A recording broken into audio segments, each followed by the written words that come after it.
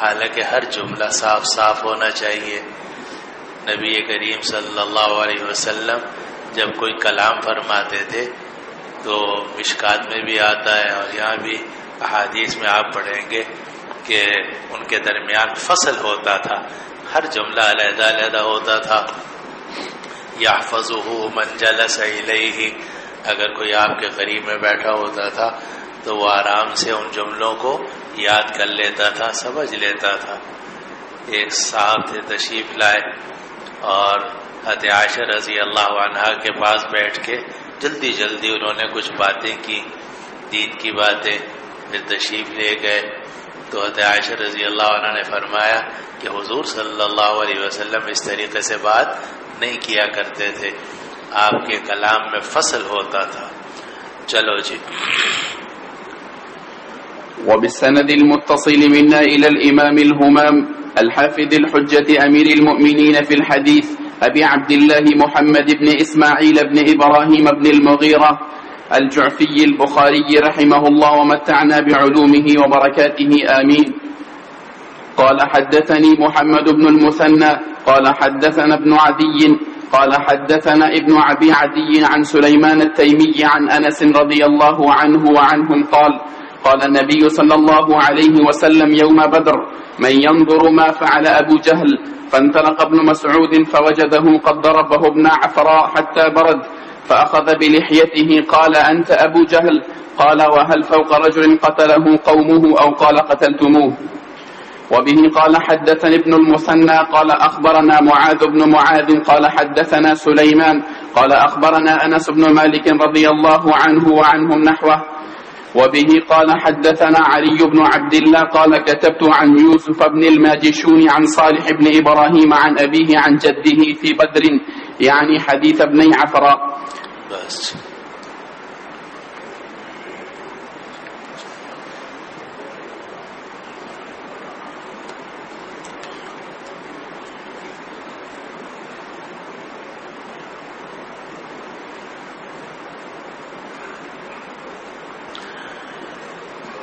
یہ روایت نقل کی کہ نبی کریم صلی اللہ علیہ وسلم نے فرمایا بدر والے دن کون ہے جو دیکھے کہ ابو جہل نے کیا کیا؟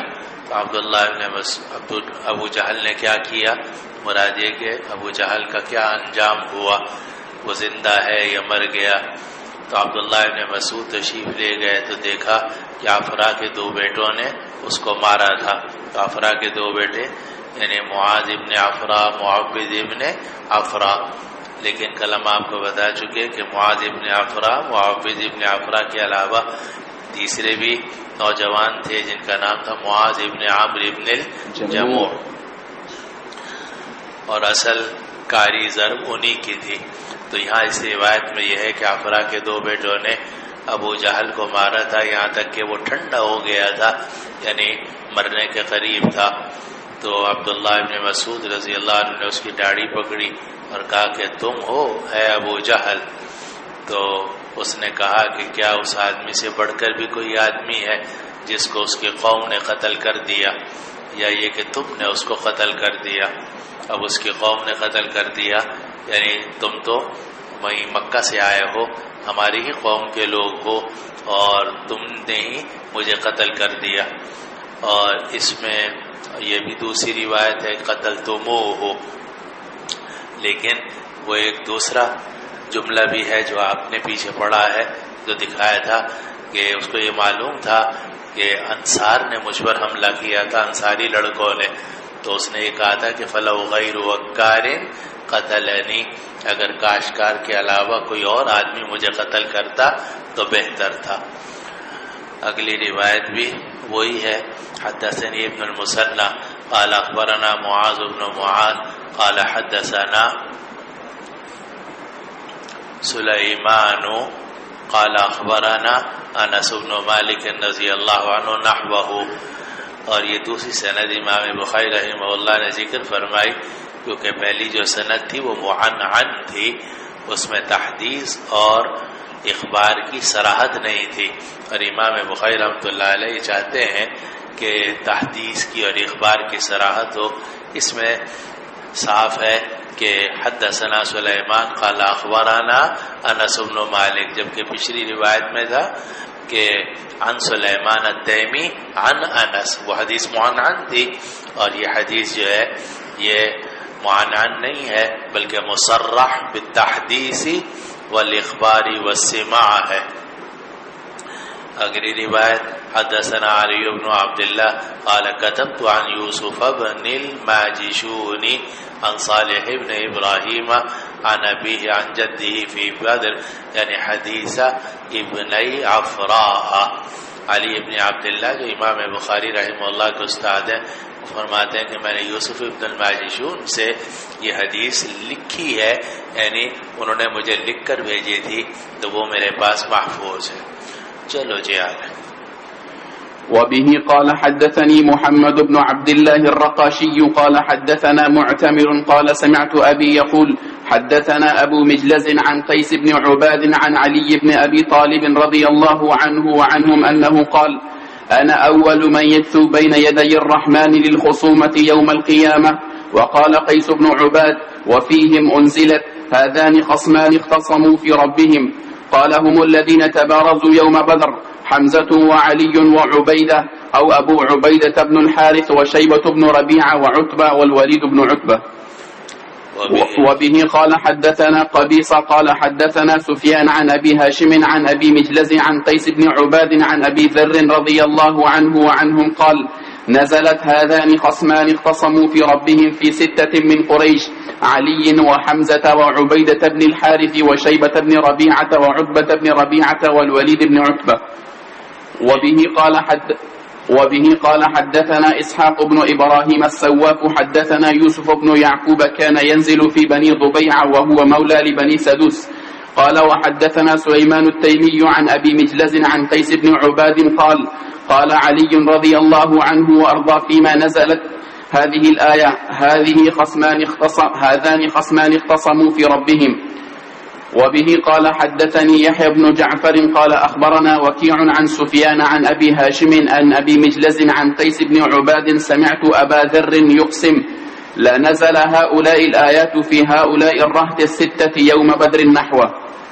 وبه قال حدثنا يعقوب بن إبراهيم قال حدثنا هشيم قال أخبرنا أبو هاشم عن أبي مجلز عن قيس بن عباد قال سمعت أبا ذر يقسم قسما إن هذه الآية هذان خصمان اختصموا في ربهم نزلت في الذين برزوا يوم بدر حمزة وعلي وعبيدة بن الحارث وعتبة وشيبة ابن ربيعة والوليد بن عتبة. بس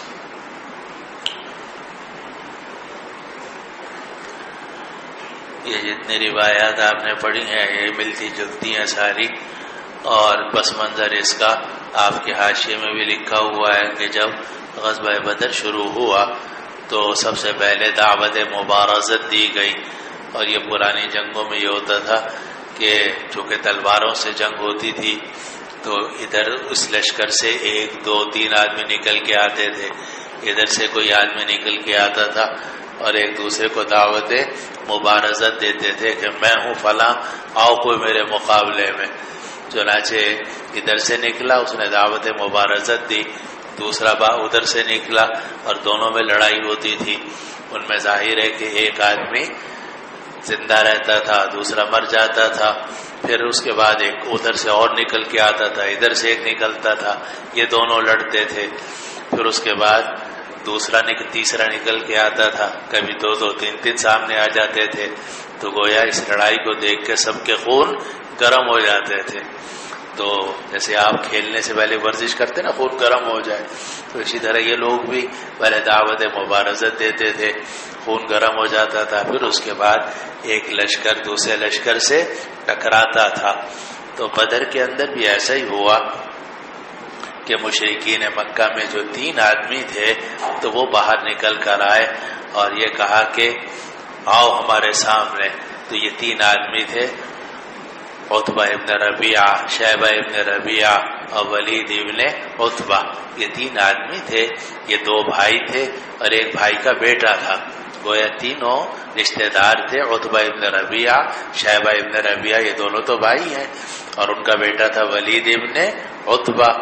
تو یہ اس کا بیٹا تھا، ایک بھائی کا بیٹا تھا، یہ تینوں نکل کر آئے کافروں کی طرف سے، اور انہوں نے کہا حل من مبارزین، ہے کوئی جو مقابلے پہ آئے؟ تو انصار کے 3 نوجوان آگے بڑھے اور وہ آگے نکلے، تو کہا تم کون لوگ ہو؟ کہا کہ ہم مدینے کے انصار ہیں۔ تو کہا کہ نہیں، ہم کاشتکاروں سے لڑنے نہیں آئے، ہمارے پلے کے جو ہمارے مقابلے کے لوگ ہیں وہ نکال لو سامنے سے،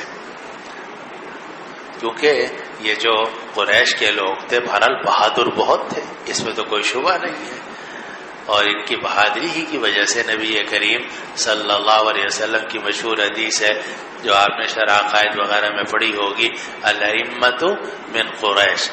یہ قریش کا معاملہ عجیب ہے کہ اسلام کی سب سے زیادہ خدمت بھی قریش نے کی ہے، چنانچہ نبی کریم صلی اللہ علیہ وسلم خود قریش سے تعلق رکھتے تھے، اور جتنے عشرہ مبشرہ ہیں سارے کے سارے قریش کے لوگ ہیں، ابو بکر صدیق، عمر فاروق، عثمان غنی، علی مرتضی، عبد الرحمن ابن عوف، سعید ابن زید وغیرہ وغیرہ، سعد ابن ابی وقاص، یہ سارے قریش کے لوگ ہیں، اور یہ لوگ بڑے نڈر، بہادر اور عالی ہمت ہوتے تھے، اور ان کی ہمتیں بہت بلند ہوتی تھی، چھوٹی چھوٹی باتوں پہ اتنا نہیں، بڑی ان کے آرزویں، بڑی ان کی امیدیں، بڑی ان کے عزائم ہوتے تھے، اور تو اسلام کی سب سے زیادہ خدمت کی ہے قریش کے لوگوں نے، اور اسلام کا سب سے پہلے مقابلہ بھی کس نے کیا ہے؟ قریش کے لوگوں نے، چنانچہ سامنے جتنے تھے مسلمانوں کے اصل مخالف وہ خود قریشی کے لوگ تھے، ابو جہل ہے، عتبہ ابن ربیعہ، شیبہ ابن ربیعہ، ولید ابن عتبہ، امیہ ابن خلف، عقبہ ابن ابی معیط، بڑے بڑے کافروں کے نام آتے ہیں، یہ سب قریش کے لوگ تھے، اور اسی لیے عرب دنیا یہ کہا کرتی تھی کہ محمد کو اور ان کے قبیلے کو چھوڑ دو، اگر محمد اپنے قبیلے پر غالب آ گئے تو ہم بھی ان کے ہاتھ پہ بیعت کر لیں گے، ہم بھی اسلام لے آئیں گے، اور اگر یہ اپنے قبیلے پر غالب نہ آ سکے تو پھر ہم بھی نہیں اسلام لائیں گے۔ اسی لیے جب نبی کریم صلی اللہ علیہ وسلم قبیلہ قریش پر غالب آ گئے فتح مکہ کے موقع پر، اور تمام قریش کے لوگوں نے سمع اور طاعت اختیار کر لی، اکثر مسلمان ہی ہو گئے یا مارے گئے، تو آیت نازل ہو گئی، اور تمام قبائل عرب تیزی سے اسلام کے اندر داخل ہونے لگے۔ اذا جاء نصر اللہ والفتح ورأیت الناس يدخلون فی دین اللہ افواجا۔ تو بہرحال جو اسلام کے بدترین مخالف تھے ابتداء اسلام میں وہ بھی قریش کے لوگ تھے، اور جو اسلام کی سچی خدمت کرنے والے تھے وہ بھی قریش ہی کے لوگ تھے۔ تو اسی لیے کہا جاتا ہے کہ سب سے زیادہ جانیں جو گئی ہیں قریش کی گئی ہیں، سب سے زیادہ جو نقصان ہوا ہے قریش کو ہوا ہے، اور قریش کو اس لیے نقصان ہوا کہ جو ادھر سے شہداء تھے وہ بھی قریش کے تھے، اور جو کافر مرتے تھے وہ بھی شروع میں سارے قریش کے لوگ تھے، اور اسی لیے نبی کریم صلی اللہ علیہ وسلم نے فتح مکہ کے موقع پر قریش کو بہت دیا، اور آپ نے یہ فرمایا ان قریشا قد انہکتہم الحرب، کہ جنگوں نے قریش کو ختم کر دیا ہے، زخمی کر دیا ہے۔ تو بہرحال ایک قریش کی بات یہ تھی کہ ان میں کوئی منافق نہیں تھا، یعنی کمال یہ ہے یہ لوگ بہت صاف ستھرے اور کھرے لوگ ہوتے تھے، اگر مسلمان ہیں تو سچے مسلمان ہیں، اور اگر کافر ہوتے تھے تو سچے اور پکے کافر ہوتے تھے، پکے کافر ہوتے تھے۔ تو ان کے ہاں یہ نفاق کا کوئی سلسلہ نہیں تھا، اس لیے آپ دیکھتے ہیں کہ مدینہ کے اندر تو بہت منافق تھے، مدینہ منورہ میں یہودی بھی تھے، منافق بھی تھے، اور یہودیوں ہی کی وجہ سے نفاق کی جو خرابی تھی وہ انصار کے بعض قبائل میں آ گئی تھی، اس لیے وہاں منافق تھے۔ لیکن مکہ مکرمہ میں آپ کو منافق کوئی نہیں ملے گا، مکہ مکرمہ میں یا تو سچا مسلمان ہوگا یا پھر مقابلے میں ہوگا تو وہ کافر ہی ہوگا۔ تو جب غزوہ بدر شروع ہوا تو قریش کے 3 بڑے آدمی باہر نکلے شیبہ ابن ربیعہ، عتبہ ابن ربیعہ اور ولید ابن عتبہ، اور یہ کہا حل من مبارز، تو جب انصار کے کچھ لوگ نکلے انہوں نے کہا نہیں، ہمارے سامنے کے جو لوگ ہیں، ہمارے ٹکر کے جو لوگ ہیں، ان کو نکالو، ان سے ہم مقابلہ کریں گے۔ چنانچہ نبی کریم صلی اللہ علیہ وسلم نے فرمایا قم یا حمزہ، قم یا علی، قم یا عبیدہ بن الحارث۔ آپ نے اپنے چچا کو فرمایا حمزہ آپ کھڑے ہوئیے، اور آپ نے اپنے چچا زاد بھائی علی مرتضیٰ کو فرمایا قم یا علی، اور عبیدہ ابن الحارث کو فرمایا قم یا عبیدہ۔ اور دیکھو آپ نے جو کھڑا کیا، کس کو کھڑا کیا؟ اپنے لوگوں کو، دوسرے لوگوں کو نہیں، باہر کے، اپنے چچا کو، اپنے چچا زاد بھائی کو، بلکہ بھائی بھی ایسا تھا چچا زاد بھائی جو بیٹوں کی طرح ان کے گھر میں پرورش جس نے پائی تھی، جیسا کہ آگے آپ پڑھیں گے۔ علی جو تھے ان کے والد تھے ابو طالب، اور ابو طالب نے نبی کریم صلی اللہ علیہ وسلم کی بہت خدمت کی ہے، آگے اس کی تفصیل آئے گی۔ تو ایک زمانے میں ابو طالب جو تھے وہ بہت تنگ دست ہو گئے تھے، فقیر ہو گئے تھے، تو ان کے جتنے بیٹے تھے، اولاد تھی، ان کو قبیلے کے لوگوں نے اپنے اپنے ہاں رکھ لیا تھا۔ ایک نے ایک بیٹا رکھ لیا، دوسرے نے دوسرا بیٹا رکھ لیا کہ ہم ان کو پال لیں گے، آپ کے اوپر بوجھ نہ آئے۔ تو نبی کریم صلی اللہ علیہ وسلم نے لے لیا تھا علی مرتضیٰ کو، چنانچہ انہوں نے نبی کریم صلی اللہ علیہ وسلم کے گھر میں پرورش پائی ہے بڑا حصہ۔ تو جب جنگ بدر ہوئی تو آپ نے فرمایا قم یا حمزہ، قم یا علی، اور قم یا عبیدہ بن الحارث۔ حضرت عبیدہ بن الحارث سے آپ کی قریبی رشتہ داری نہیں تھی، دور کی تھی۔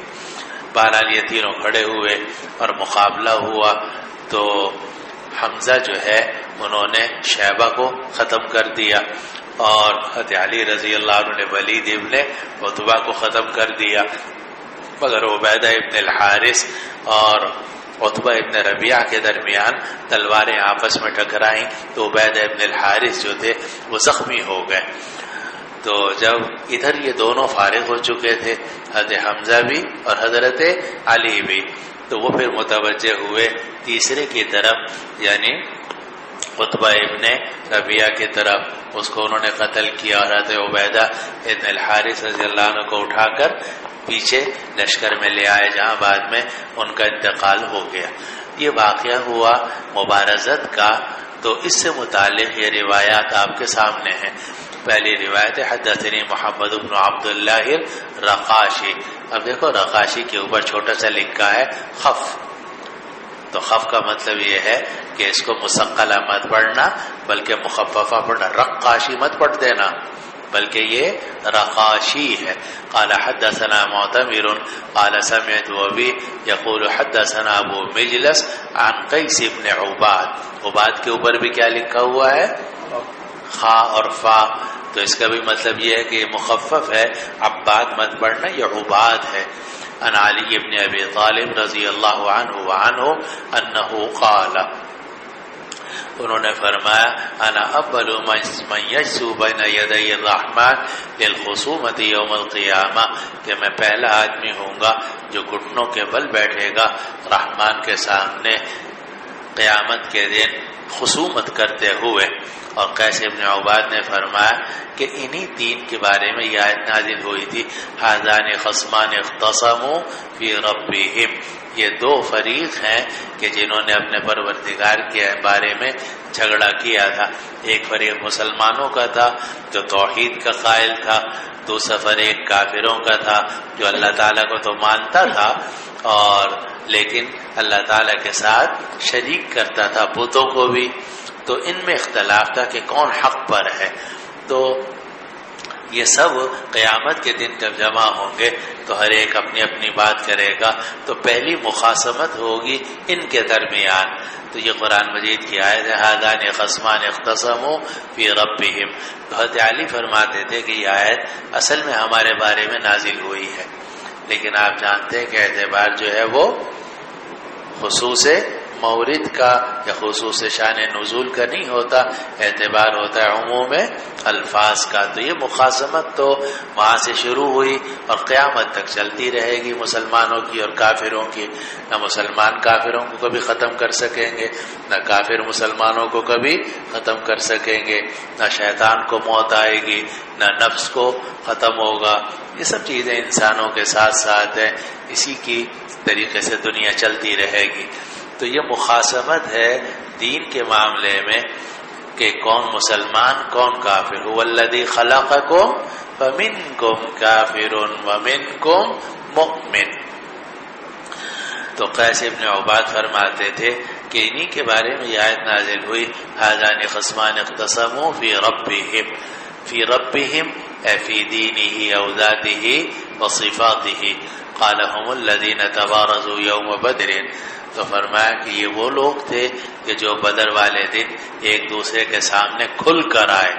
اصل میں برز یبرز کے معنی ہوتے ہیں ظاہر ہونا، وبرزوا للہ الواحد القہار۔ تو برز یبرز کے معنی ظاہر ہونا، جب باب تفاعل میں چلا گیا تو تبارزوا کے معنی ہوں گے ایک دوسرے کے سامنے ظاہر ہونا، ایک دوسرے کے سامنے کھل کر آنا۔ تو جب دو مقابلے میں آئیں گے، ادھر سے بھی لشکر سے نکل کر ادھر سے بھی لشکر سے نکل کر، اس کو تبارز کہا جاتا ہے یا مبارزہ کہا جاتا ہے تفاعل میں یا باب مفاعلہ میں۔ تو اس میں یہ ہے کہ یہ وہ حضرات تھے کہ جو بدر والے دن ایک دوسرے کے سامنے نکل کر آئے، حضرت حمزہ، حضرت علی، حضرت عبیدہ ابن الحارث رضی اللہ عنہم۔ اور یہ عبیدہ بھی کہا گیا، ان کو ابو عبیدہ بھی کہا گیا، لیکن صحیح جو ہے وہ عبیدہ ہے، ابو عبیدہ یہ صحیح نہیں ہے۔ اور یہ ابو عبیدہ جو ہے یہ ابن الحارث ابن عبد المطلب ہیں، گویا نبی کریم صلی اللہ علیہ وسلم کے چچا زاد بھائی ہیں۔ وشیبۃ بن ربیعہ وعتبۃ بن ربیعہ والولید بن عتبہ۔ اور یہ تین آدمی تھے جو کافروں کی طرف سے نکل کے آئے تھے۔ اگلی روایت حدثنا قبیصہ قال حدثنا سفیان عن ابی ہاشم عن ابی مجلس عن قیس بن عباد عن ابی ذر۔ یہ ابو ذر غفاری رضی اللہ عنہ سے روایت ہے کہ آیت نازل ہوئی هذان خصمان اختصموا فی ربهم، اور یہ نازل ہوئی ہے قریش کے 6 آدمیوں کے بارے میں۔ وہ قریش کے 6 آدمیوں میں سے 3 موحد تھے، 3 مشرک تھے۔ جو موحد تھے ان میں حضرت علی، حضرت حمزہ، عبید بن الحارث، اور جو دوسری طرف شیبہ ابن ربیعہ، عتبہ ابن ربیعہ اور ولید ابن عتبہ۔ حدثنا اسحاق بن ابراہیم الصواف قال حدثنا یوسف بن یعقوب كان ينزل في بني زبیعہ وهو مولا لبني سدوس۔ یہ یوسف ابن یعقوب جو ہیں تو ان کو زبعی بھی کہا جاتا ہے اور سدوسی بھی کہا جاتا ہے۔ تو امام بخاری رحمہ اللہ نے اس کی وجہ ذکر کر دی کہ یہ بنو زبیعہ میں جا کر زیادہ رہا کرتے تھے، گھر ان کا کوئی اور تھا، جا کے رہتے تھے بنو زبیعہ میں، اس لیے وہاں کے رہنے کی وجہ سے ان کو کیا کہا جانے لگا؟ زبعی۔ لیکن یہ بنو سدوس کے ساتھ مولا تھے یا تو مولا الموالات تھے بظاہر، تو یہ بنی سدوس کے ساتھ انہوں نے مولا الموالات کر لی تھی، اس لیے ان کو سدوسی بھی کہا جاتا ہے۔ قال حدثنا سلیمان الدیمی عن ابی مجلس عن قیس بن عباد قال قال علی رضی اللہ عنہ فینا نزلت هذه الآیہ هذان خصمان اختصموا فی ربهم۔ اگلی روایت بھی اسی طرح کی ہے کہ حدثني يحيى بن جعفر قال اخبرنا وكيع عن سفيان عن ابي هاشم عن ابي مجلس عن قيس بن عباد قال سمعت ابا ذر رضي الله عنه وعنهم يقسم۔ ابو ذر قسم کھا کے کہتے تھے کہ آیتیں نازل ہوئی ہیں ان 6 افراد کے بارے میں جو بدر کے دن نکل کے آئے تھے۔ اور اگلی روایت بھی حدثنا یعقوب بن ابراہیم قال حدثنا حشیم قال اخبرنا ابو ہاشم عن ابی مجلس عن قیس بن عباد قال سمعت ابا ذر یقسم قسما۔ وہ قسم کھا کے کہتے تھے کہ جو آیت هذان خصمان اختصموا فی ربهم یہ شروع میں نازل ہوئی ہے ان لوگوں کے بارے میں جو بدر کے دن نکل کے آئے تھے۔ ایک اسلام والا فریق تھا، ایک کفر والا فریق تھا، یہ 2 قسم تھے۔ حمزہ علی عبیدہ ابن الحارث اور دوسرے عتبہ شیبہ اور ولید ابن عتبہ. چلو جی. وبه قال حدثني أحمد بن سعيد أبو عبد الله قال حدثنا إسحاق بن منصور قال حدثنا إبراهيم بن يوسف عن أبيه عن أبي إسحاق قال سأل رجل البراء وأنا أسمع قال أشهد علي بدرا قال بارز وظهر حقا. یہ روایت نقل کی. حدثنا سعید بن ابی عبداللہ قال حدثنا اسحاق بن منصور قال حدثنا ابراہیم بن یوسف عن ابی اسحاق. تو یہ وہی روایت ہے جو مسلسل بلابہ ہے، کیونکہ ابراہیم ابن یوسف ابن اسحاق ابن ابی اسحاق، تو یوسف کی روایت ہے اپنے دادا ابو اسحاق السبیعی سے، اور وہ کہتے ہیں ابو اسحاق سبیعی کہ قال سأل رجل البراء، کہ ایک آدمی نے حضرت براء ابن عازب رضی اللہ عنہ سے سوال کیا. صحابہ کا زمانہ گزر چکا تھا اور تھوڑے سے صحابہ رہ گئے تھے. اب جب زمانہ گزر جاتا ہے تو لوگوں کو پرانے واقعات پوری طرح، خاص طور پر جو نوجوان ہیں ان کو پرانے واقعات کا اتنا علم نہیں ہوتا. تو وہاں ایک آدمی تھا اس نے حضرت براء ابن عازب رضی اللہ عنہ سے سوال کیا. وَأَنَا أَسْمَعُ، اور ابو اسحاق السبیعی کہتے ہیں کہ میں وہاں سن رہا تھا. تو سوال کرنے والا ایک آدمی تھا اور مسئول عنہ جو تھے، مسئول وہ تھے حضرت براء ابن عازب، اور میں وہاں موجود تھا. اس نے ہی کہا اشہد علی بدرا، کیا حضرت علی بدر میں شریک ہوئے تھے؟ اب دیکھو یہ سوال بھی کوئی، مگر کیا ہوا کہ جب حضرت علی اور حضرت معاویہ رضی اللہ عنہما کے درمیان اختلافات ہوئے تو ظاہر ہے کہ کچھ لوگ حضرت علی رضی اللہ عنہ کے ساتھ تھے اور کچھ جو لوگ تھے وہ حضرت معاویہ رضی اللہ عنہ کے ساتھ تھے. تو ہو سکتا ہے کہ جو لوگ حضرت معاویہ رضی اللہ عنہ کے ساتھ تھے ان میں سے کسی نے سوال کیا ہو کہ کیا حضرت علی بدر میں بھی شریک ہوئے تھے. عجیب سوال کیا، ٹیڑھا سا، فضول سا. کیا حضرت علی جو تھے وہ بدر میں شریک ہوئے تھے؟ تو حضرت براء ابن عازب رضی اللہ عنہ نے فرمایا شریک ہوئے تھے. بارز وظاہر حقا، انہوں نے تو دعوت مبارزت کی تھی، اور وظاہر حقا، اور برحق طور پر انہوں نے مسلمانوں کا دفاع کیا تھا. تم کیا بات کرتے ہو؟ علی کو تم معمولی آدمی سمجھتے ہو؟ عشرہ مبشرہ میں سے ہیں، خلفائے راشدین میں سے ہیں، رابع الخلفاء راشدین ہے، صحابہ میں چوتھا مقام حضرت علی مرتضیٰ کا ہے. اور یہ کہنا کہ حضرت علی جو تھے وہ بدر میں شریک ہوئے تھے یا نہیں ہوئے تھے؟ ارے شریک نہیں ہوئے تھے، بلکہ شریک ہونے کے ساتھ ساتھ انہوں نے دعوت مبارزت کی تھی. آگے بڑھ کر مقابلہ کرنے والے وہی تھے، وہ اور حضرت حمزہ وغیرہ. تو ایک آدمی نے سوال کیا اشہید علی بدرا، کیا حضرت علی بدر میں شریک ہوئے تھے؟ قال بارزا، کہا کہ نکل کر آئے تھے. بارزا کا مطلب نکل کر آئے تھے. وظاہر حقا، اور ظاہرہ کا مطلب یہ بھی ہو سکتا ہے جو آپ کے حاشیے میں لکھا ہوا ہے کہ لبیس درعا علی درع، یہ لیکن یہ معنی راجح نہیں ہے. پہلا معنی زیادہ راجح ہے، اے نصر و اعان. ظاہرہ تو ظاہر یظاہر، دوسرے کے پش بنا بننا، دفاع کرنا. تو ظاہر حقا کہ مسلمانوں کا دفاع کیا تھا برحق طور پر. چلو جی. بسم اللہ الرحمن الرحیم. نام محمد عبد الرحمن، والد کا نام محمد لطیف خان، تعلق بنو سے ہے. درجہ سادسہ تک جامعہ علوم شریعہ بنو میں پڑھا ہے، جامعہ میں دوسرا سال ہے. حافظ قرآن ہو، روزانہ ایک پارہ تلاوت کرتا ہوں. عصری تعلیم میٹرک تک ہے. دیکھو اس طرح بولنا چاہیے، بولنا بھی سیکھو.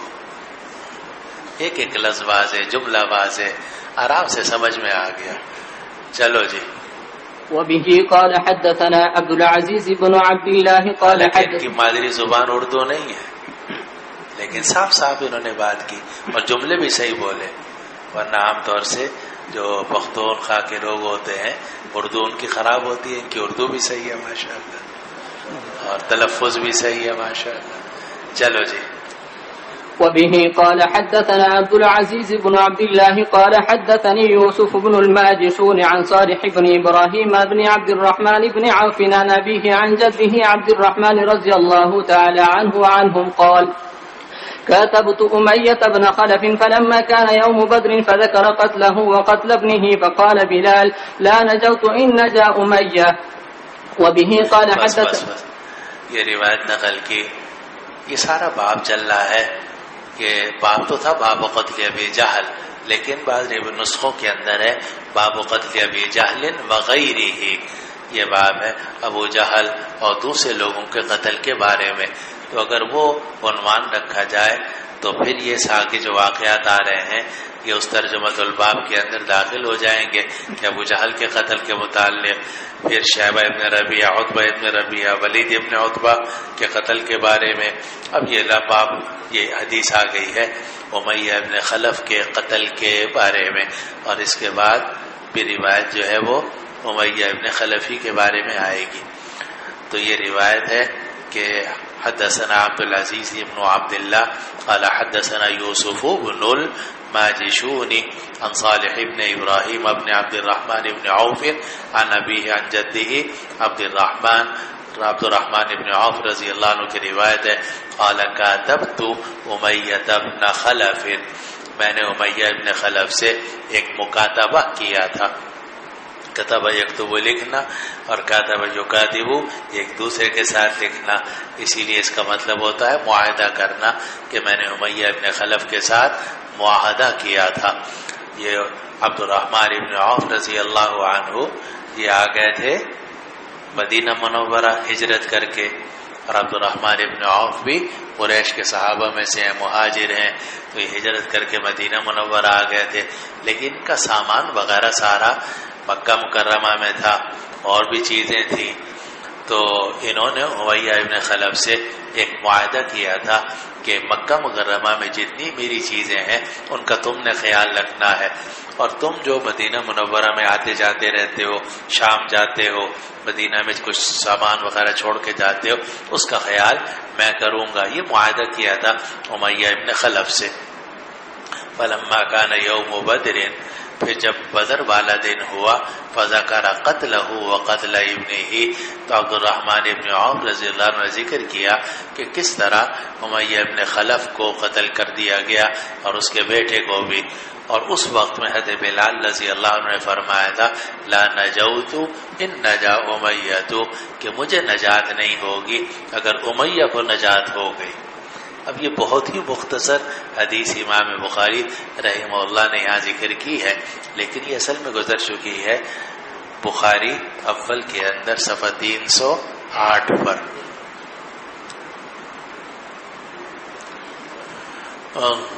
دیکھو آپ کے حاشیے میں بھی لکھا ہے کہ وَهَذَا الْحَدِيثُ قِطْعَةٌ مِّنْ حَدِيثٍ، یہ جو یہاں امام بخاری رحمہ اللہ نے ٹکڑا نقل کیا ہے، یہ ٹکڑا ہے مضى مع بیانہ الکافی، اور وہ پورے بیان کے ساتھ حدیث گزر چکی ہے فی صفحہ 380 فی اول کتاب الوکالہ، کتاب الوکالہ کے شروع میں.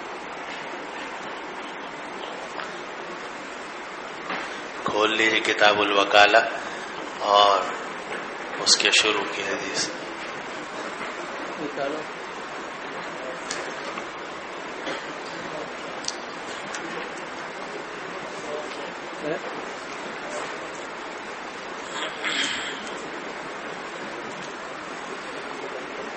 سبحانك اللهم وبحمدك اشهد ان لا اله الا انت استغفرك.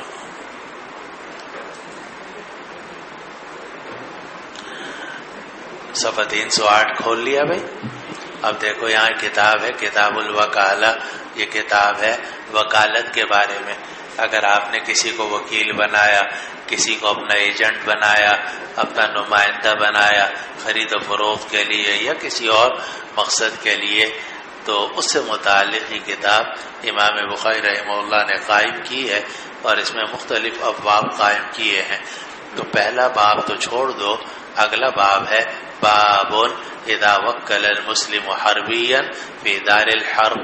او فی دار الاسلام جاز، اگر کسی مسلمان نے کسی حربی کو وکیل بنایا دار الحرب میں، ایک مسلمان ہے وہ دار الاسلام میں رہتا ہے اور دار الاسلام میں ظاہر مسلمان ہیں، ان کی جنگ چل رہی ہے دار الحرب والوں سے، تو اگر کوئی مسلمان کسی حربی کافر کو، مشرک کو جو دار الحرب میں رہتا ہو اپنا ایجنٹ متعین کرے یا اپنے مالی معاملات میں اپنا نمائندہ متعین کرے تو یہ جائز ہے یا نہیں ہے؟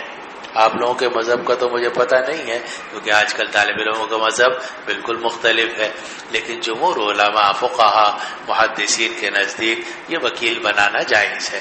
چنانچہ امام بخاری رحمہ اللہ نے اس پر باب قائم کیا کہ اذا وکل المسلم حربیا فی دار الحرب، اگر کوئی مسلمان کسی حربی کو دار الحرب میں اپنا وکیل بنا دے یا دار الاسلام میں اپنا وکیل بنا دے، اور الٹ کر لو کہ کوئی حربی ہے وہ دار الاسلام میں کسی مسلمان کو اپنا وکیل بناتا ہے، کہتا ہے میں مال یہاں بھیجا کروں گا اور تم میرے وکیل اور نمائندے ہو، اور وہ مال تم بیچ دینا اور جو نفع ہے وہ تمہیں اتنا دے دوں گا اور باقی تم رقم اپنے پاس رکھنا، جب میرا آنا جانا ہوگا کوئی صورت ہوگی میں منگوا لوں گا۔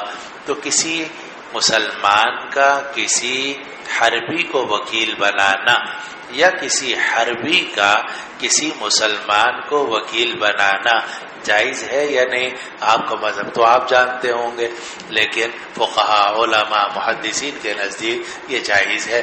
اس کے لیے امام بخاری رحمہ اللہ نے باب قائم کیا، اور باب قائم کرنے کے بعد پھر حدیث نقل کی کہ عبد الرحمن ابن عوف رضی اللہ عنہ یہ کبار صحابہ میں سے ہیں، عشرہ مبشرہ میں سے ہیں، یہ مدینہ منورہ میں تھے، اور انہوں نے اپنا ایجنٹ بنایا ہوا تھا، اپنا وکیل بنایا ہوا تھا امیہ ابن خلف کو، اور امیہ ابن خلف جو تھا وہ مشہور کافر ہے اور وہ مکہ مکرمہ میں رہتا تھا، مشرک تھا اور کافر تھا، اور اس نے عبد الرحمن ابن عوف رضی اللہ عنہ کو مدینہ میں اپنا وکیل بنایا ہوا تھا۔ چنانچہ روایت نقل کی حدثنا عبد العزیز بن عبد اللہ قال حدثنا یوسف بن الماجشون عن صالح بن ابراہیم بن عبد الرحمن بن عوف عن ابیہ عن جدہ عبد الرحمن بن عوف قال کاتبت امیہ بن خلف، میرا معاہدہ ہوا امیہ ابن خلف سے کتابا، اور یہ معاہدہ زبانی نہیں ہوا بلکہ تحریری ہوا۔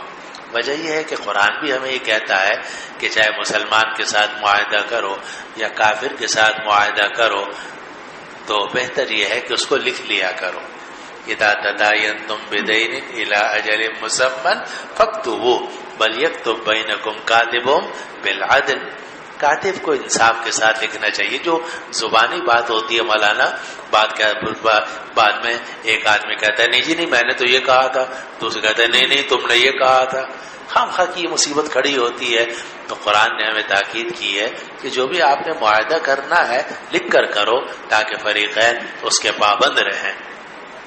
تو عبد الرحمن ابن عوف رضی اللہ عنہ نے امیہ ابن خلف سے معاہدہ کیا تحریری طور پر یحفظنی فی ساغیتی بمکہ، کہ وہ میری حفاظت کرے گا میری ساغیہ میں۔ ساغیہ کہا جاتا ہے کہ جن کی طرف انسان مائل ہو، اصغا الیہ کا معنی تھا مائل ہونا، اور اس سے مراد ہے گھر ہے، جائیداد ہے، مال ہے، یہ اور چیزیں ہیں کہ وہ میری ان جو ضروری چیزیں ہیں وہ ان کی حفاظت کرے گا مکہ مکرمہ میں۔ واحفظہ فی ساغیتہ بالمدینہ، اور میں امیہ ابن خلف کی چیزوں کی حفاظت کروں گا مدینہ میں۔ فلما ذکرت الرحمن، پھر جب میں نے معاہدہ لکھتے وقت رحمان کا ذکر کیا، یعنی میں نے شروع میں لکھا بسم اللہ الرحمن الرحیم، قال لا اعرف الرحمن، تو امیہ ابن خلف کہنے لگا کہ میں رحمان کو نہیں جانتا، کاتبنی باسمک الذی کان فی الجاہلیہ، تم اپنا وہ نام لکھو جو دور جاہلیت میں تمہارا نام تھا۔ فکاتبتہ عبد عمر، تو میں نے اپنا نام لکھ دیا عبد عمر۔ اور اس کی مزید تفصیل علامہ ابن ہشام نے لکھی ہے کہ تھے ویسے دوست آپس میں، اور تعلق رکھتے تھے ایک دوسرے سے، لیکن جب اسلام آیا تو حضرت عبد الرحمن ابن عوف رضی اللہ عنہ کو اللہ تعالیٰ نے اسلام کی توفیق عطا فرما دی، تو ان کا اصل نام تھا عبد عمر، تو انہوں نے اپنا نام بدل لیا اور عبد الرحمن اپنا نام کر دیا۔ تو ان کا جو یہ دوست تھا امیہ بن خلف، یہ کہنے لگا کہ یہ کیا ہے، اور یہ قرآن مجید نے بھی ذکر کیا کہ اللہ تعالیٰ کے جو باقی اسما تھے وہ تو دور جاہلیت میں معروف تھے، لیکن رحمان کا جو اسم ہے، رحمان کی جو صفت ہے، وہ دور جاہلیت میں معروف نہیں تھی۔ اسی لیے سورۃ الفرقان کے اندر آتا ہے، پڑھ دوں آیت، سجدہ کرنا پڑے گا۔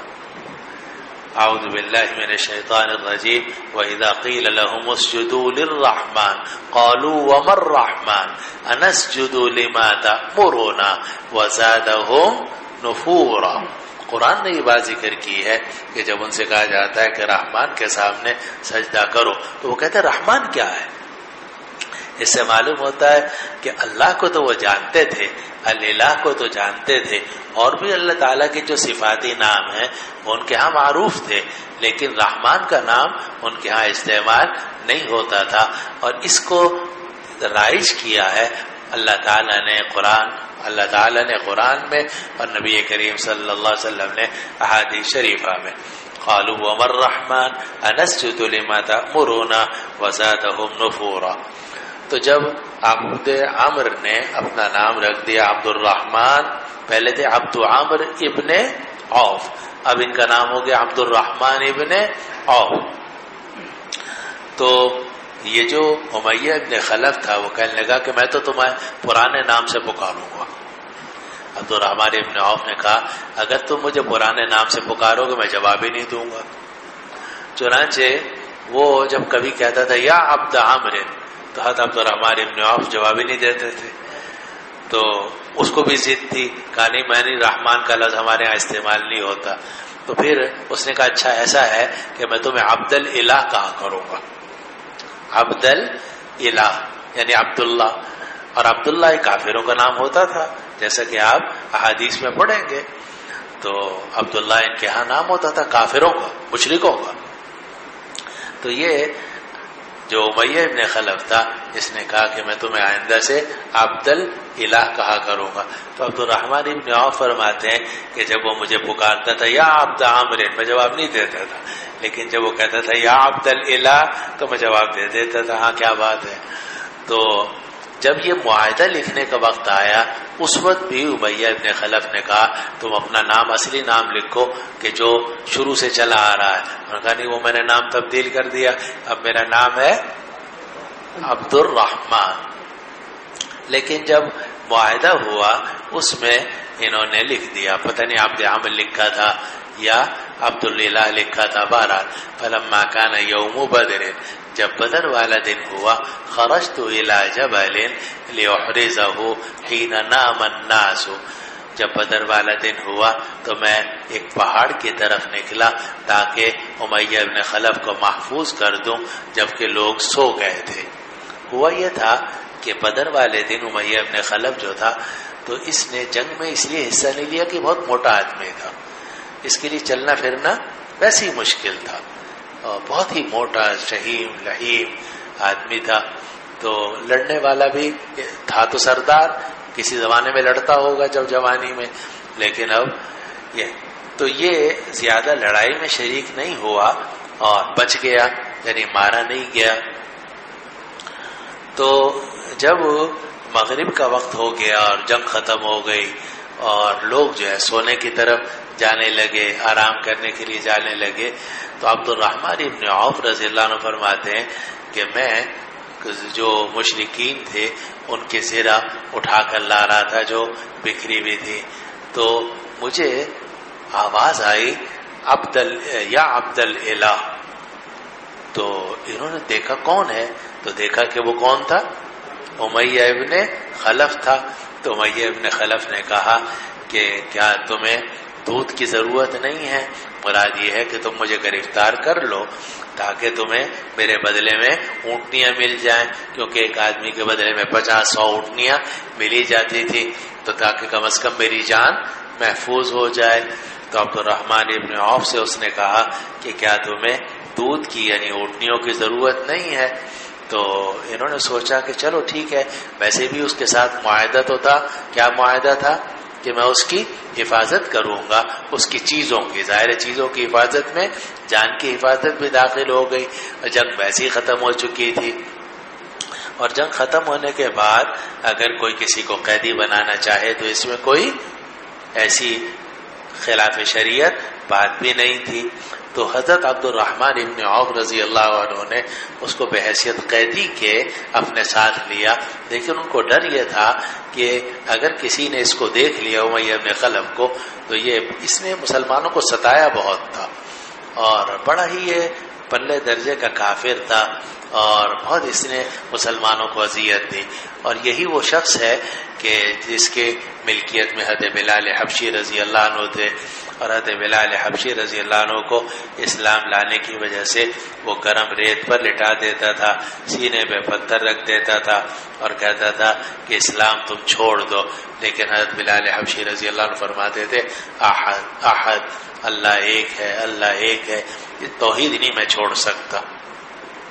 اب ہوا یہ کہ جب عبد الرحمن ابن عوف نے اس کو گرفتار کیا، اور گرفتار کر کے اس کے ساتھ اس کا بیٹا بھی تھا، تو ان دونوں کو سوچا کہ چلو ٹھیک ہے، گرفتار کرنے میں کوئی حرج نہیں ہے، حضور صلی اللہ علیہ وسلم کے بعد لے جا کے اس کے جان بخشی کروا دوں گا یا قیدیوں میں شامل، کیونکہ آپ جانتے ہیں کہ وہ سارا بدر کو بعد میں فدیہ لے کر چھوڑ دیا گیا تھا، تو اگر اس کو گرفتار کر لیا جاتا تو بھی فدیہ لے کر چھوڑا جاتا۔ تو عبد الرحمن ابن عوف رضی اللہ عنہ نے اس کو ساتھ لیا اور اس کے بیٹے کو لیا، اور اس روایت میں آ رہا ہے کہ میں پہاڑ کی طرف چلا تاکہ اس کو محفوظ جگہ تک پہنچا دوں تاکہ یہ محفوظ ہو جائے، بعد میں صبح کو پھر دیکھیں گے۔ اب ہوا یہ کہ یہ لے کے جا رہے تھے اسے، تو حضرت بلال رضی اللہ عنہ راستے میں مل گئے۔ حضرت بلال نے جب دیکھا کہ جناب یہ امیہ ابن خلف، اب بدترین دشمن جس نے اتنا ہمیں ستایا ہے وہ ہے، تو انہوں نے شور مچا دیا اور کہا رأس الکفر، یہ کفر کا سر، یعنی کفر کا یہ گڑھ اور کفر کا سردار ہے، اور لا نجوت ان نجا امیہ، اگر امیہ کو نجات ہو گئی پھر میری نجات رہے، آج یہ زندہ رہے گا یا میں رہوں گا، لا نجوت ان نجا امیہ، تو مجھے نجات نہیں ہوگی اگر امیہ کو نجات ہو گئی۔ اب جب حضرت بلال حبشی رضی اللہ عنہ نے شور مچانا شروع کیا تو حضرت عبد الرحمن ابن عوف نے کہا کہ بلال تم چپ ہو جاؤ، اور میں نے اس کو اپنا قیدی بنایا ہے، تم میرے قیدی کو میں معاملات میں کیوں دخل دیتے ہو؟ انہوں نے کہا لا نجوت ان نجا امیہ، اگر امیہ کو نجات ہو گئی تو پھر میری نجات نہیں ہے، اور پھر شور مچانا شروع کر دیا۔ جب شور مچانا شروع کر دیا تو انصار جمع ہو گئے۔ اب ان کے سمجھ میں نہیں آیا کہ کیا کریں، اب ان کو ڈر ہوا کہ یہ تو مارا جائے گا، یہ بھی اور اس کا بیٹا بھی، تو انہوں نے بیٹے کو تو پیچھے چھوڑا اور اس کو چاہا کہ اس کو جلدی سے کہیں لے کر جائیں، تو پیچھے بیٹا جو تھا اس کو صحابہ نے قتل کر دیا، انصار نے۔ جب انہوں نے دیکھا کہ اب اس کی بھی باری ہے تو اس کو کہا کہ تو لیٹ جا نیچے۔ حضرت عبد الرحمن ابن عوف نے امیہ ابن خلف سے کہا کہ تو زمین پہ لیٹ جا، لیٹ گیا تو عبد الرحمن ابن عوف اس کے اوپر لیٹ گئے تاکہ کسی طریقے سے جہاں تک ممکن ہو سکے میں اس کو بچاؤں، کیونکہ دو وجہ سے، ایک تو یہ کہ قیدی ہے، جب قید میں آپ نے لے دیا تب اس کے بعد فیصلہ تو عدالت کرے گی یا امیر المومنین کرے گا، تو قیدی کی تو حفاظت کرنی ہے جب تک کہ کوئی بڑی بات نہ ہو جائے۔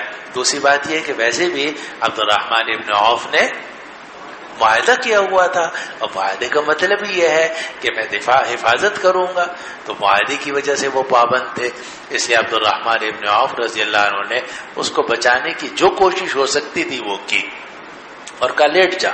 جب وہ لیٹ گیا تو یہ خود اس کے اوپر لیٹ گئے اور کوشش کی کہ اس کو چاروں طرف سے ڈھانپ لیں، لیکن جو انصار تھے وہ چاروں طرف سے جمع ہو گئے، انہوں نے تلواروں کی نوکوں سے نیچے سے اس کو اتنا مارا کہ وہ مر گیا۔ اسی میں عبد الرحمن ابن عوف جو تھے ان کا پاؤں زخمی ہو گیا، کیونکہ جب مسلمانوں نے اس کو مارا تو ظاہر ہے کہ وہ تو پھر ہنگامے کا وقت ہوتا ہے، تو ان کی تلوار، مسلمانوں کی تلوار حضرت عبد الرحمن ابن عوف رضی اللہ عنہ کو بھی لگی، اور وہ دکھاتے تھے کہ دیکھو میرا کتنا زخم آیا اس پہ۔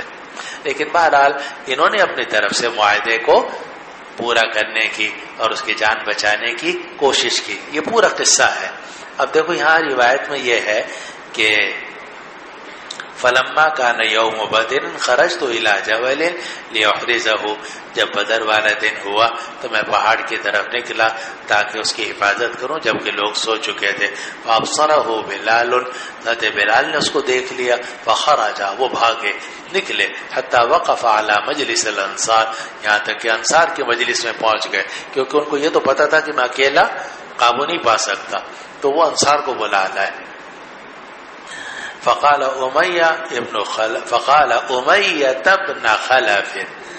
تو حضرت بلال نے شور مچایا اور کہا کہ امیہ ابن خلف، تو یا تو منصوب علت اقراء یا یہ ہے کہ نجوت، یہ امیتو، تو صورت میں یہ خبر بن جائے گی مبتدا ہے معذوف ہذا کی، یہ امیہ ابن خلف ہے، بڑا کافروں کا سردار ہے، اور کہا لا نجوت ان نجا امیتو، مجھے نجات نہیں ہوگی اگر امیہ کو نجات ہو گئی۔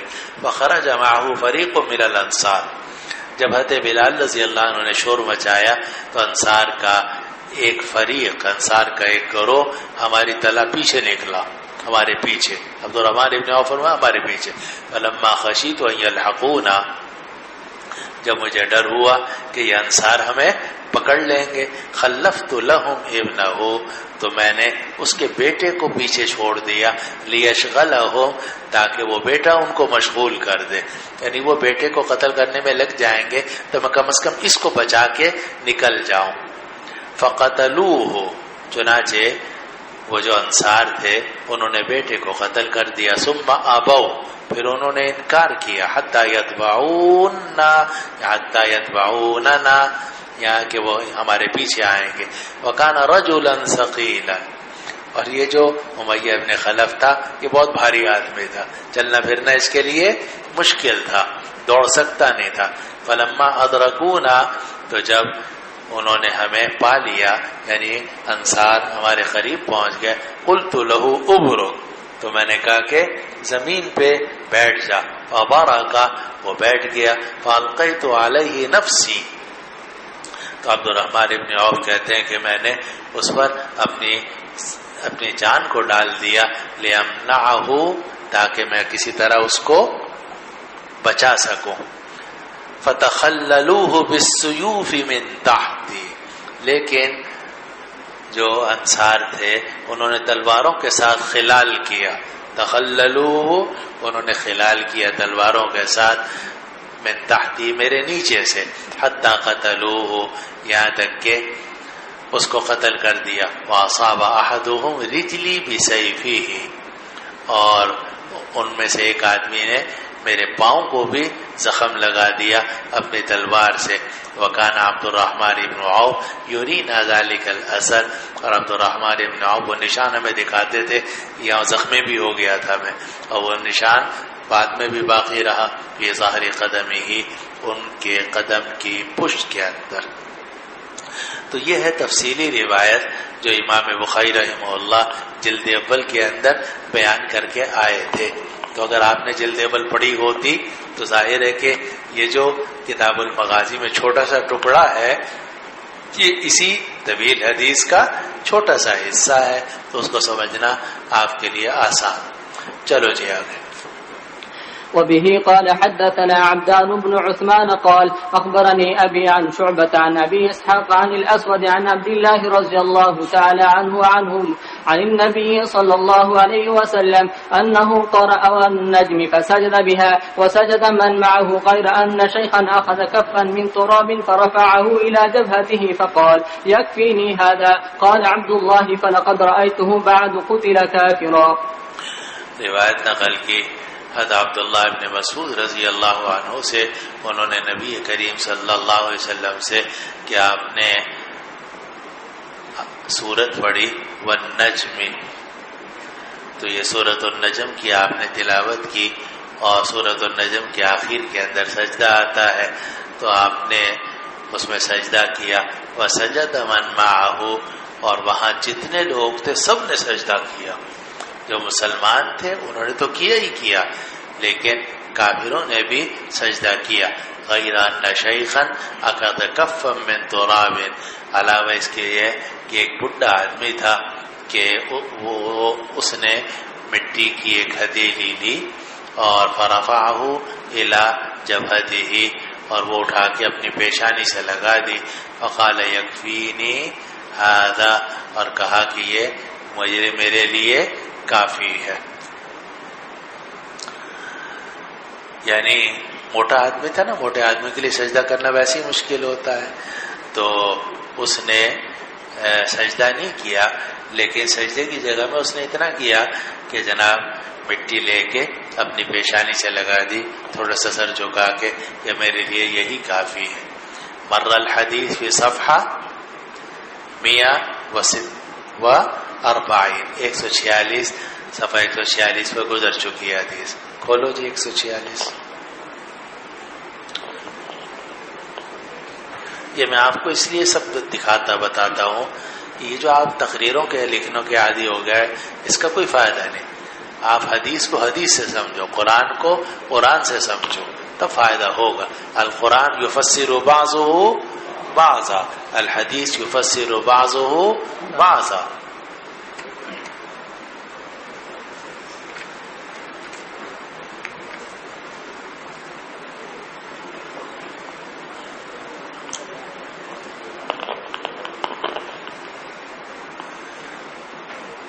اب یہ دیکھو صفحہ 146 پر یہ باب سجود القرآن ہے، اب باب سجود القرآن، جن لوگوں کی کوئی اور نسخہ ہے تو باب سجود القرآن نکال لیں، تو باب سجود القرآن کے اندر پہلا باب ہے، اور اس میں روایت ہے ابو اسحاق السبیعی سے قال سمعت الاسود عن عبد اللہ قال قرأ النبی صلی اللہ علیہ وسلم النجم بمکہ فسجد فیہا وسجد من معه غیر شیخ اخذ کفا من حصن او تراب فرفعه الى جبهته وقال یکفینی ھذا فرأیته بعد قتل کافرا۔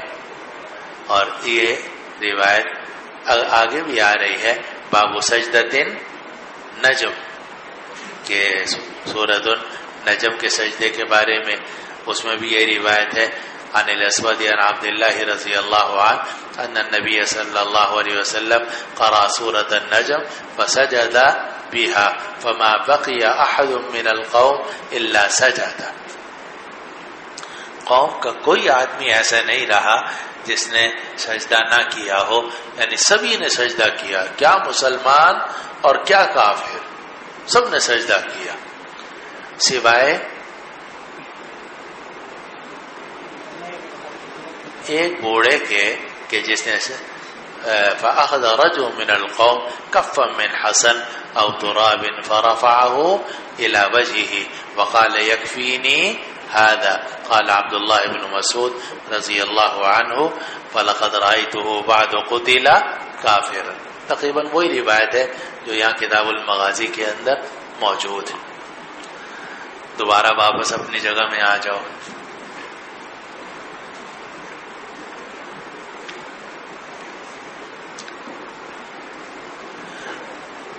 اور دیکھو یہی روایت جو ہے یہ آگے صفحہ 721 میں کتاب التفسیر میں بھی آنے والی ہے، وہ بھی دیکھ لو، بلکہ وہاں ذرا اضافہ بھی ہے، صفحہ 721 کتاب التفسیر میں جہاں سورۃ النجم کی تفسیر سے متعلق احادیث امام بخاری رحمہ اللہ نے ذکر کی ہیں، وہاں یہ باب قائم کیا سورۃ النجم کی آیت کے بارے میں، اور پھر روایت نقل کی۔ پہلی روایت ہے عبداللہ ابن عباس کی، مل گئی نہیں 721، کیوں بھائی؟ یہ اقتربت الساعۃ وانشق القمر جہاں لکھا ہوا ہے اس سے ذرا پہلے 2 حدیثیں پہلے، تو یہ حدیث ہے عن اکرمۃ عن ابن عباس رضی اللہ عنہما قال سجد النبی صلی اللہ علیہ وسلم بالنجم. مل گئی نہیں؟ نبی کریم صلی اللہ علیہ وسلم نے سجدہ کیا سورۃ النجم میں. وسجد معه المسلمون والمشرکون والجن والانس، اور آپ کے ساتھ سب نے سجدہ کیا جتنے وہاں لوگ موجود تھے، چاہے مسلمان ہوں چاہے مشرک ہوں، حتیٰ کہ وہاں جو جنات موجود تھے انہوں نے بھی سجدہ کیا. اور اگلی روایت جو ہے وہ پھر عبداللہ ابن مسعود رضی اللہ عنہ سے کہا کہ اول سورۃ انزلت فیہا سجدۃ النجم قال فسجد رسول اللہ صلی اللہ علیہ وسلم وسجد من خلفہ الا رجل رأیتہ اخذ کفا من تراب فسجد علیہ. وہ اس نے تھوڑی سی پیشانی جھکائی اور وہ مٹی جو اس نے اپنے ہاتھ میں لی تھی اسی پر سجدہ کیا. وَرَأَيْتُهُ بَعْدَ ذَلِكَ قُتِلَ كَافِرًا وَهُوَ أُمَيَّةُ بْنُ خَلَفَ. اب اگلی بات یہ ہے کہ یہ سب نے کیسے سجدہ کر لیا؟ مسلمانوں کا سجدہ کرنا نبی کریم صلی اللہ علیہ وسلم کے ساتھ، یہ تو سمجھ میں آتا ہے کہ نبی کریم صلی اللہ علیہ وسلم سجدے میں تشریف لے گئے تو مسلمان تو آپ کی پیروکاری تھے تو انہوں نے بھی سجدہ کیا. لیکن مشرکین نے کیوں سجدہ کیا؟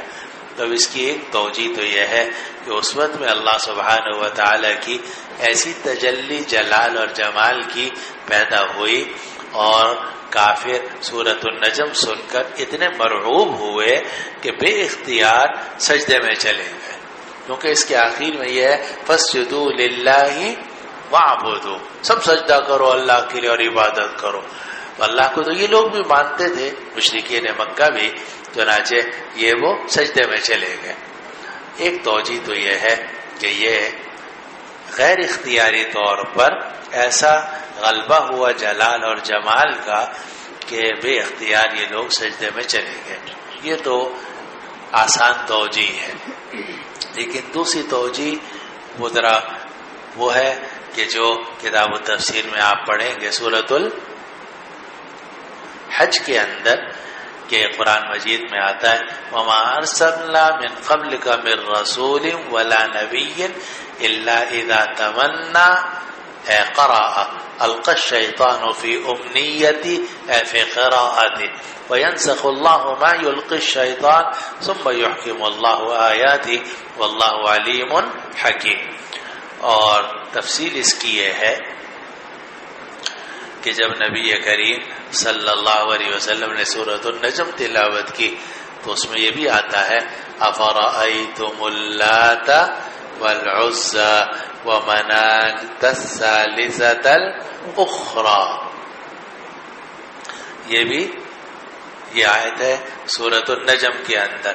تو وہاں کوئی کافر تھا شیطان یا یہ کہ کوئی انسان، تو اس نے آگے اپنی طرف سے یہ جملے بڑھا دیے تِلْكَ الْغَرَانِيقُ الْعُلَى وَإِنَّ شَفَاعَتَهُنَّ لَتُرْتَجَى. پڑھ کر آئے ہو کہاں؟ ماشاءاللہ، بڑی خوشی ہوئی ماشاءاللہ. ورنہ اکثر طالب علم تو پڑھنا نہ پڑھنا سب برابر ہے. ہم تو اپنی آنکھوں سے دیکھ رہے ہیں کسی کو پچھلی کتابوں کا کچھ پتہ نہیں ہوتا، ایسی ٹوپی شوپی رکھ کے آ جاتے ہو آپ لوگ، کچھ پتہ نہیں ہے کسی کتاب کا. نتیجہ اس کا یہ ہے کہ جب ہم کتابیں پڑھاتے ہیں، بخاری پڑھاتے ہیں، طالب علم حیرانی سے دیکھتے کیا کہہ رہا ہے، یہ سمجھ میں نہیں آتا ان کو. وجہ ہے کہ نیچے کی کتابیں صحیح طرح پڑھ کر نہیں آئے تو یہاں کی بات سمجھ میں نہیں آتی، پھر ان کو حیرانی سے ہمیں دیکھتے رہتے ہیں. ہم بھی دیکھتے رہتے ہیں ان کو حیرانی سے، وہ ہمیں حیرانی سے دیکھتے، ہم حیرانی سے ان کو دیکھتے. تو بہرحال خوشی ہوئی کہ آپ نے ماشاءاللہ سمجھ کر پڑھ کر آئے ہو. تو وہاں وہ جو شیطان تھا جنوں میں سے تھا، یا ہو سکتا ہے کہ شیطان انسانوں میں سے ہی ہو، اس نے نبی کریم صلی اللہ علیہ وسلم کے لہجے میں لہجہ ملا کر اپنی طرف سے یہ آیات نہیں بلکہ یہ کل میں اپنی طرف سے اضافہ کر دیے کہ تلک الغرانیق العلا وان شفاعتهن لترتجى، یہ اونچے درجے کی ہستیاں ہیں، یہ لات و عزا یہ اونچی درجے کی ہستیاں ہیں اور ان کی شفاعت کی بڑی امید ہے کہ یہ ہماری اللہ کے ہاں شفاعت کریں گی، نعوذ باللہ من ذلک۔ اور علامہ انور شاہ کشمیری رحمہ اللہ نے لکھا ہے کہ یہ کلمات تھے اور یہ طواف کے موقع پر بھی یہ لوگ بولتے تھے، طواف میں بھی یہ لوگ یہ بولتے تھے مشرکین مکہ، کیونکہ لات و عزا اور یہ بت رکھے ہوتے تھے تو یہ کہتے تھے کہ تلک الغرانیق العلا وان شفاعتهن لترتجى۔ تو جب اس کافر نے نبی کریم صلی اللہ علیہ وسلم کے لہجہ میں لا کر، آواز سے آواز میں لا کر یہ جملے بولے تو مشرکین مکہ بڑے خوش ہوئے کہ آج تو نبی کریم صلی اللہ علیہ وسلم نے ہمارے بتوں کی تعریف کر دی ہے۔ وہ سمجھے کہ شاید یہ جو دو جملے ہیں یہ کس نے بولے ہیں؟ نبی کریم صلی اللہ علیہ وسلم نے، حالانکہ وہ آپ نے نہیں بولے تھے، آپ کے لہجے میں آپ کی نقل اتارتے ہوئے، لہجے کی نقل اتارتے ہوئے کسی شیطان نے، اور شیطان انسان بڑے شیطان ہوتے ہیں، ایک سے ایک بڑے کے شیطان ہیں جی، تو انسان تھا یا جن تھا تو اس نے یہ لفظ بولے تو مشرکین مکہ بھی بڑے خوش ہوئے کہ آج تو محمد مصطفیٰ محمد صلی اللہ علیہ وسلم نے ہمارے بتوں کی تعریف کی ہے، چنانچہ وہ بھی سجدے میں چلے گئے۔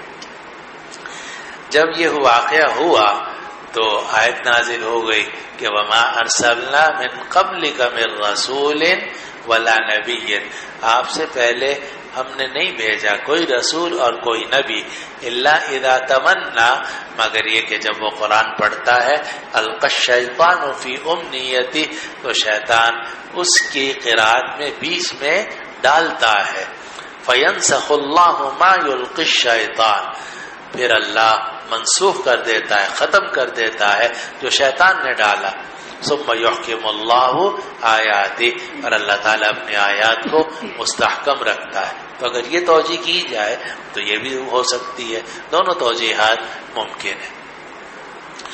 بہرحال یہ روایت ہے کہ نبی کریم صلی اللہ علیہ وسلم نے سورۃ النجم کی تلاوت کی تو آپ نے اس میں سجدہ کیا، آپ کے ساتھ جتنے حضرات تھے انہوں نے بھی سجدہ کیا، علاوہ اس کے ایک بڈھا تھا کہ اس نے مٹی کی ایک مٹھی بھری، اس کو اپنے پیشانی کی طرف لگا دیا اور کہنے لگا مجھے تو بس یہی کافی ہے۔ عبداللہ بن مسعود رضی اللہ عنہ فرماتے ہیں میں نے بعد میں اس کو دیکھا کہ اس کو کافر قتل کیا گیا۔ چلو جی بس آج اتنا ہی رہتا، واللہ سبحانہ